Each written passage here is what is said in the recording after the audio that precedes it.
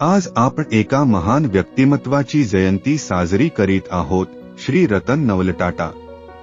28 डिसेंबर 1937 रोजी मुंबई येथे जन्मलेले रतन टाटा हे केवळ यशस्वी उद्योगपती नव्हते, तर मूल्य, विश्वास आणि मानवतेचे प्रतीक होते।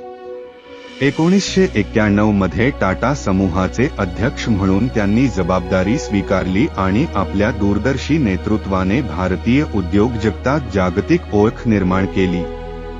साधेपणा, प्रामाणिकपणा आणि समाजसेवा हीच त्यांची खरी ओळख होती।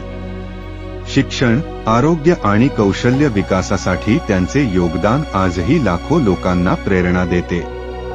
त्यांच्या विचारांचा गौरव म्हणून महाराष्ट्र राज्य कौशल्य विद्यापीठास रतन टाटा महाराष्ट्र राज्य कौशल्य विद्यापीठ हे नाव देण्यात आले। त्यांच्या जयंतीनिमित्त आपण सर्वजण त्यांच्या स्वप्नातील भारत घडवण्याचा संकल्प घेऊया। रतन टाटा, प्रेरणा, मूल्य आणि भविष्य।